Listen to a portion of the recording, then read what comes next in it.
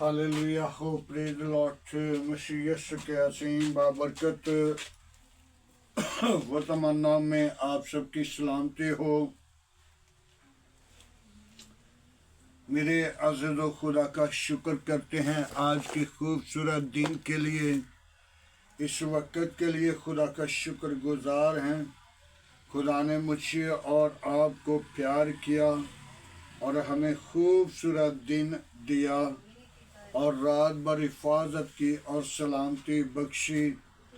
खुदा का शुक्र करते हैं आज की सारी रहनुमाई के लिए और खुदा के फजल के लिए। तो आइए मेरे अजीज़ों, यिर्मयाह नबी के साथ खुदा ऐद करता है, तो ऐद की बातें सुनते हैं, सीखेंगे। खुदा ने अपने बंदा यिर्मयाह के साथ बात कर रहा है और ऐद कर रहा है। यिर्मयाह 11 बाब उसकी पहली आयत से चंद आयत पर गौर करेंगे। ये वो कलाम है जो खुदावंद की तरफ से यिर्मयाह पर नाजिल हुआ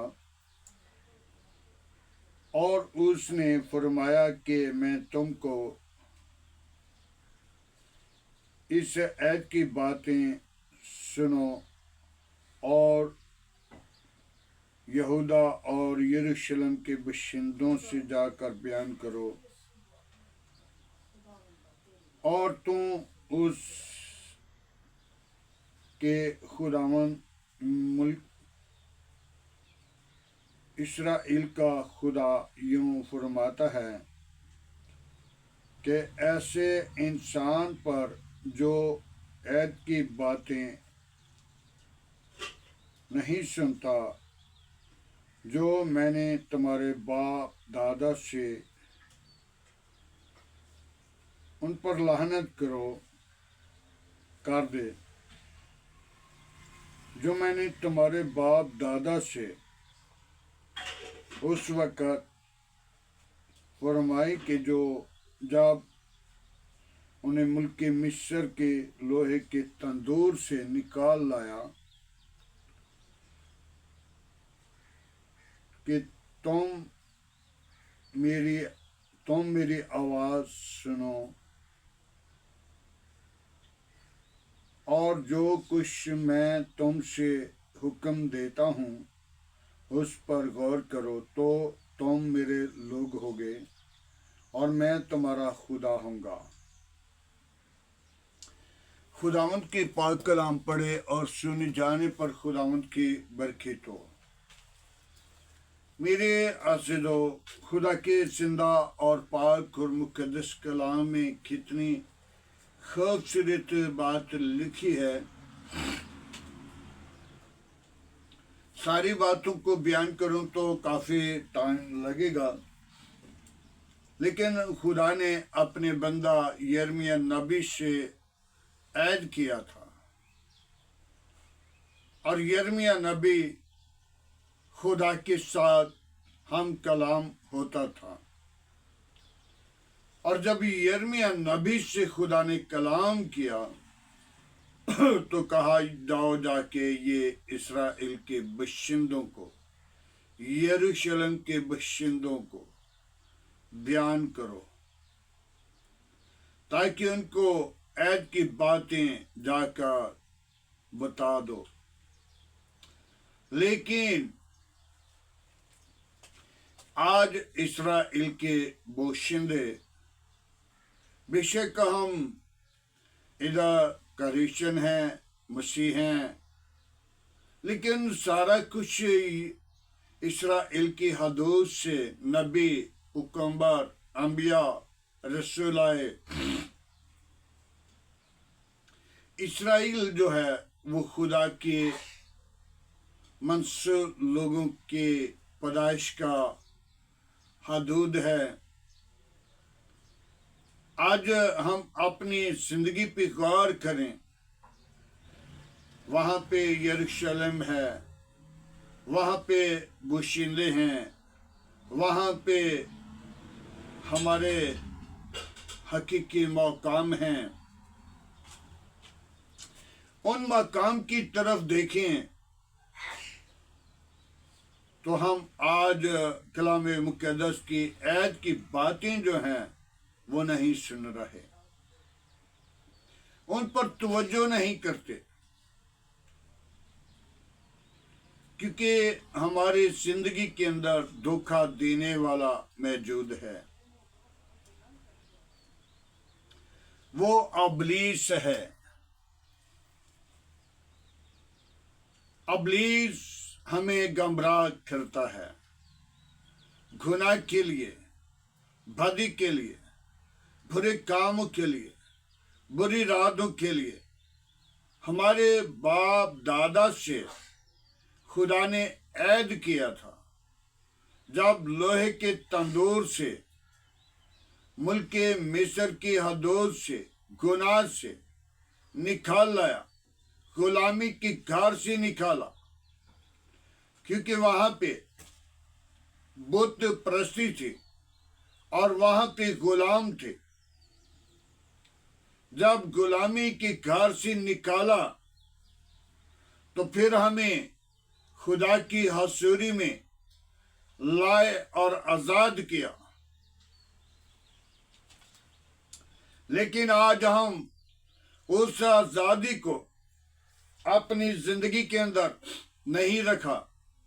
आज हम गुनाह की गुलाम, नशे की गुलाम, दगाबाजी की गुलाम, बुरे कामों की गुलाम, बुरे मंसूबों की गुलाम, हम उससे ज्यादा गुलामी में पड़ चुके हैं।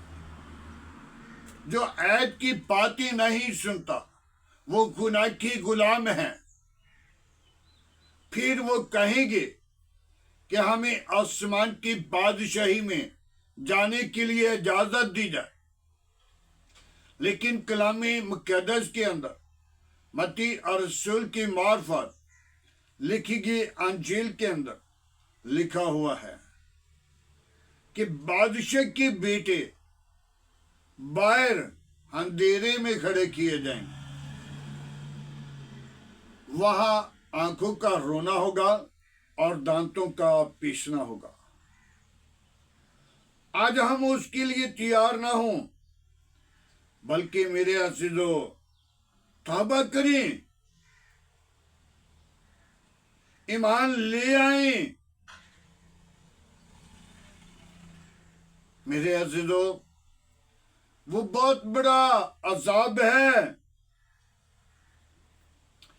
उस अजाब से बचने के लिए तौबा करें, निजात पाएं और जिंदगी पाएं और कसरत की जिंदगी उसको मिलेगी जो आज अपनी जिंदगी को खुदा के लिए तैयार करता है, जो तौबा करता है, जो गुनाह पर गालिब आता है, जो बदी पर गालिब आता है, जो आज की बातों को सुनकर अपनी जिंदगी के अंदर कबूल करता है। नहीं तो मेरे अज़ीज़ों, खुदा का कलाम यिर्मयाह नबी को खुदा ने आवाज दी है, सुन लो। मैं नहीं कह रहा, खुदा का कलाम कह रहा है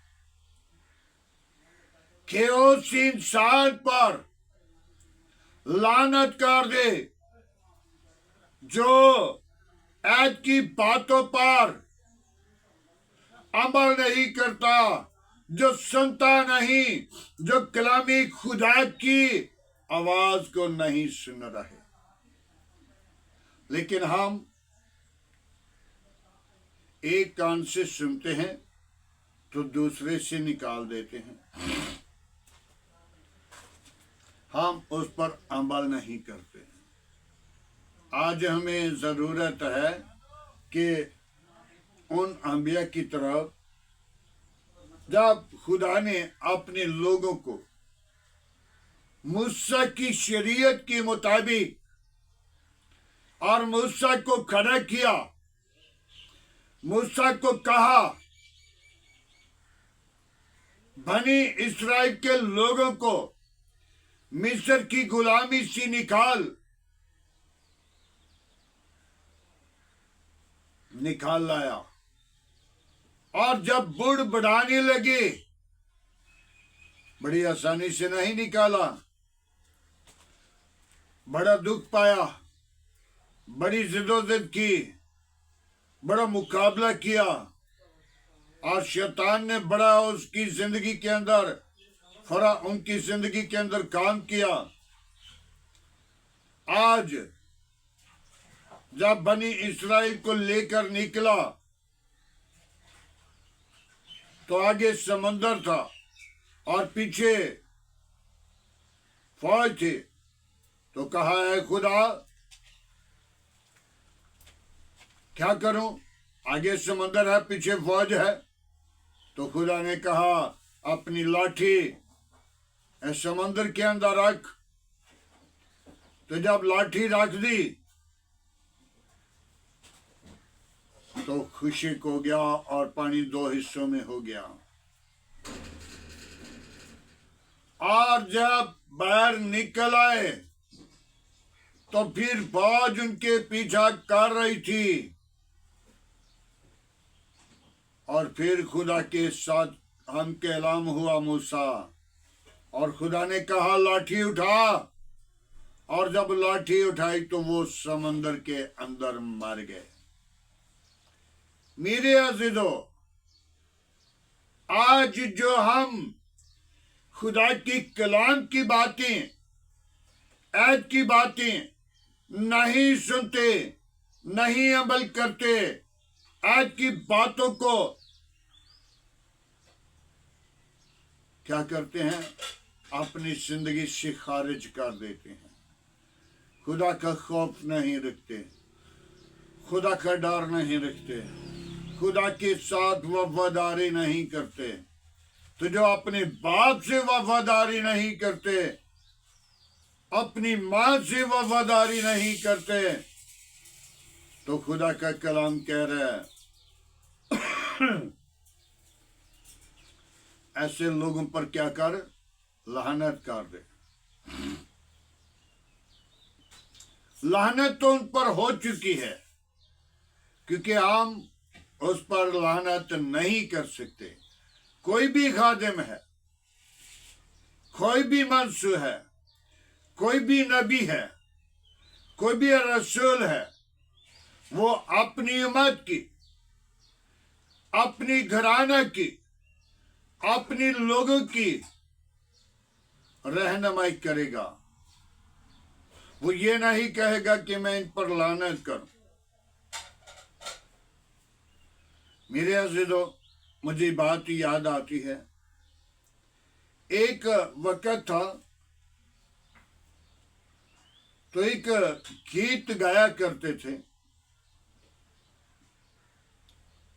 कि एक शख्स बहुत ही बुरा था। वो मां को मार कर चला गया और भागता जा रहा था।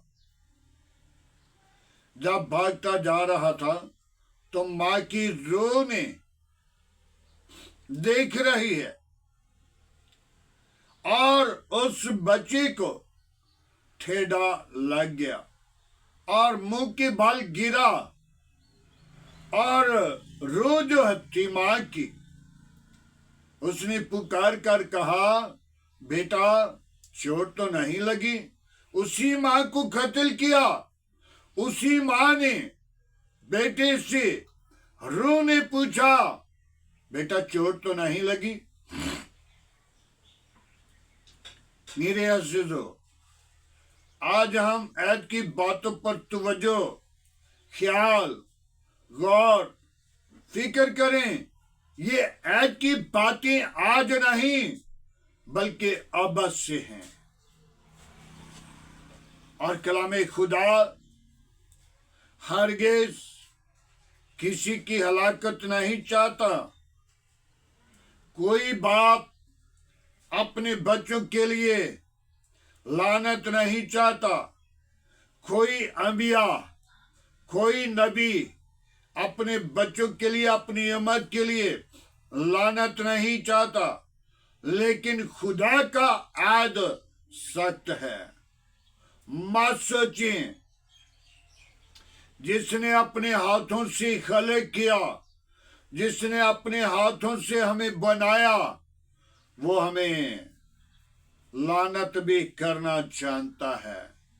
और वो कह रहा है, ऐसे लोगों पर क्या कर, लानत लिख दे, कर दे, ताकि ऐसे लोगों पर लानत हो जाए।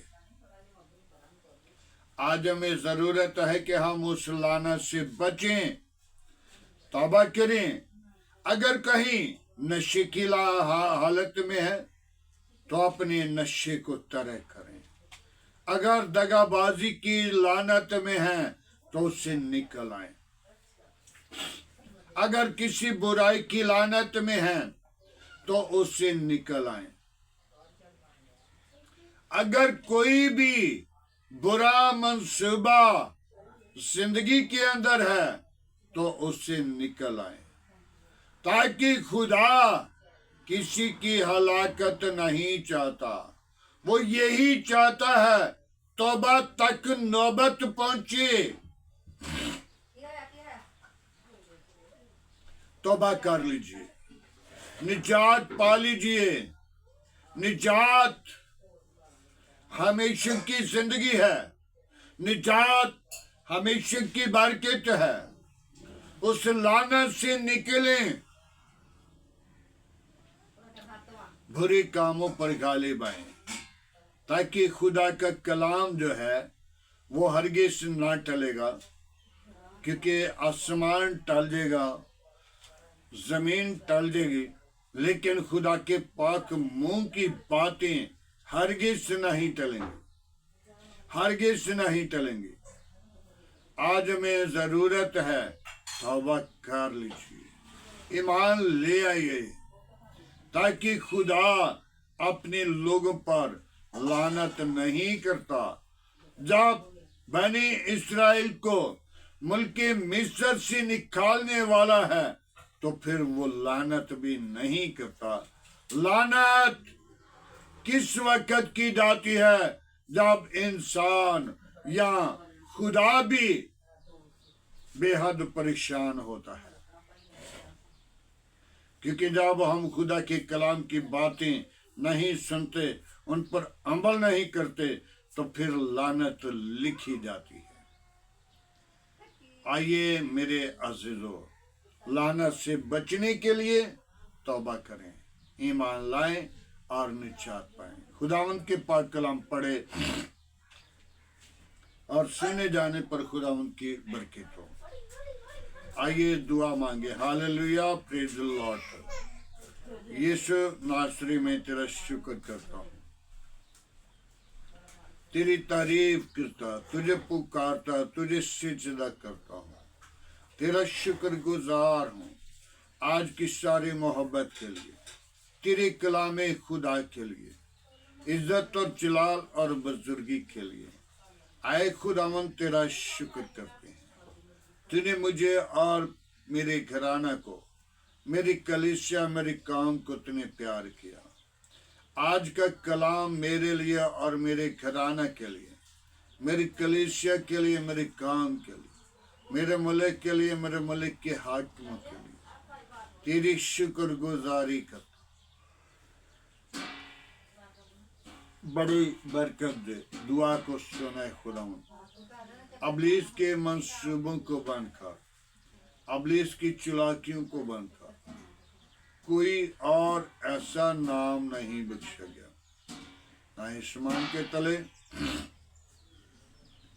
न जमीन के ऊपर, सब नामों में तेरा नाम आला है, तेरे नाम में कुदरत है। बड़ी बरकत दे। आज का तेरे हसूर झुकना बखूर की माने ठहरे।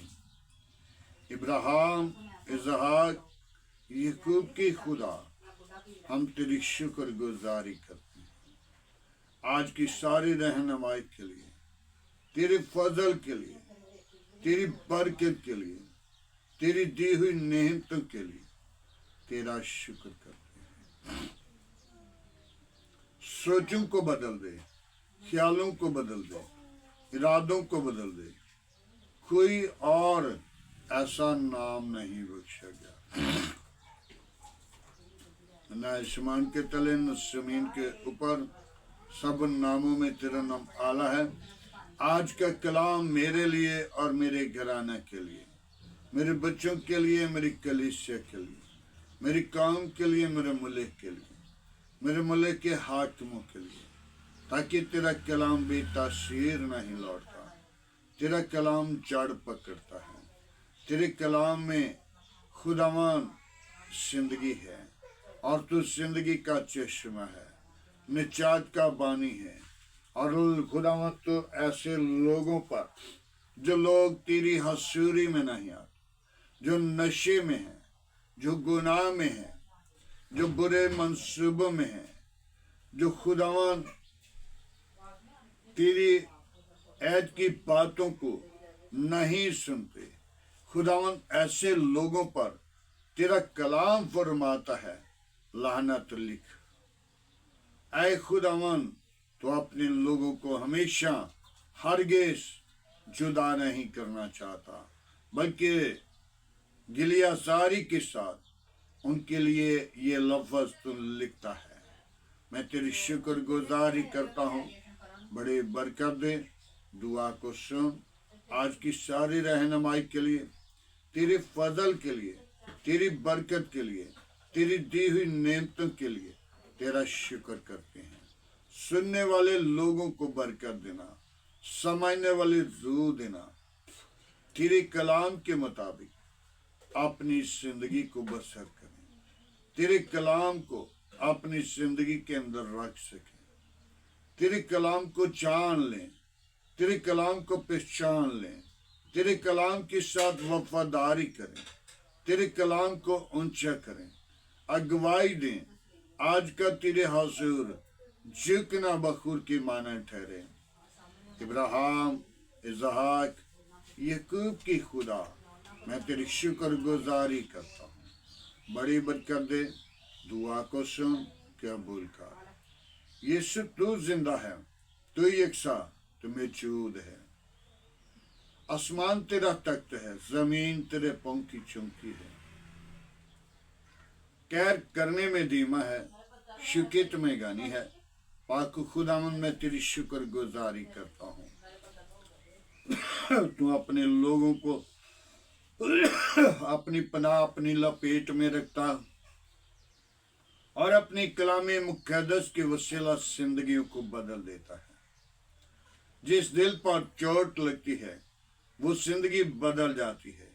अबलीस के मंसूबे टूट जाते हैं, अबलीस की क्योते शर्मिंदा होती हैं और यीशु तेरा नाम जलाल पाता है। यीशु तू बड़े हम घटे, तेरे नाम को ऊंचा करें, तेरे नाम की अगुवाई दें, तेरे नाम का प्रचार करें, तेरे नाम को ऊंचा करें। यीशु तू जिंदगी का चश्मा है, तू जिंदगी का मालिक है, तू निजात का बानी है, तू लश्करों का खुदा है। आसमान तेरा तख्त है, जमीन तेरे पंख की चौकी है।